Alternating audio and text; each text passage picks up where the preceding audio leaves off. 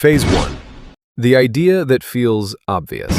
A crowded subway station, thousands of people walking, footsteps everywhere.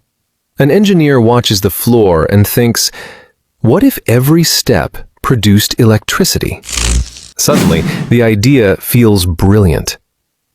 Cities never stop moving. Subways, airports, shopping malls, millions of footsteps every single day. What if the city itself became the power plant?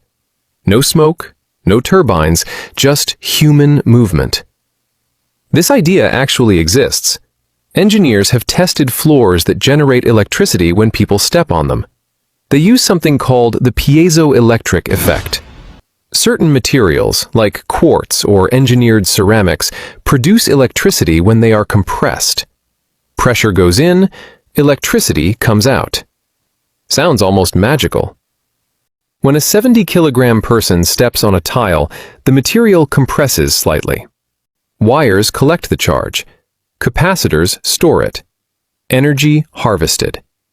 At this point, the idea sounds perfect. But here's the question almost nobody asks first.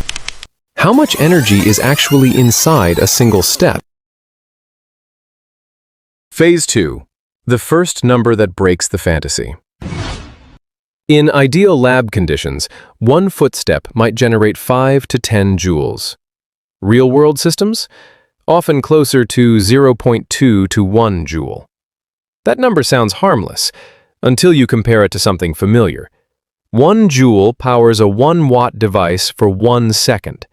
A small LED bulb needs about 10 watts. That means the bulb requires 10 joules every second. If one step produces 1 joule, then you need 10 footsteps every second. Just to keep one tiny bulb on.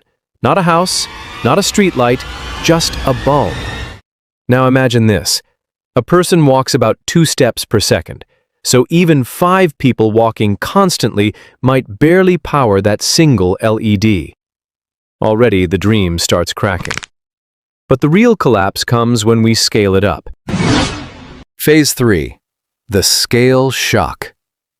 One home uses 8 to 12 kilowatt hours per day. 1 kilowatt hour equals 3.6 million joules. Let that sink in. Now imagine the busiest train station you can think of. 1 million footsteps in a single day. Sounds massive, right? 1 million steps times 1 joule equals 1 million joules. Convert that. 0.27 kilowatt hours. Not 270.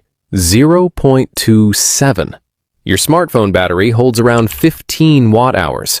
That entire station, every footstep, every rushing commuter, for a full 24 hours, could charge roughly 18 phones. Sounds decent? That's 1 million people's energy. 18 phones. And that's assuming perfect efficiency. Real systems lose energy in electronics, storage, conversion. The real number is even worse. This is where hype meets physics. And physics? Physics doesn't negotiate. Phase 4. The economics and the real lesson. Maybe the energy is small, but what if the system is cheap? It's not. Piezoelectric tiles cost $200 to $500 per square meter.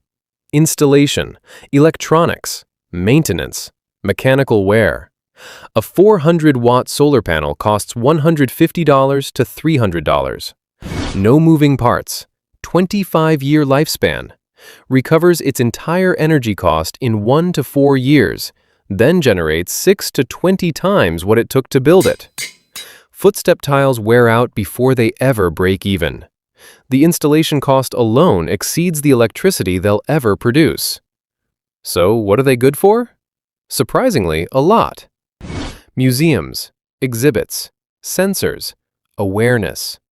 Because the real value was never electrical, it's psychological. When people feel like they're generating energy, something shifts.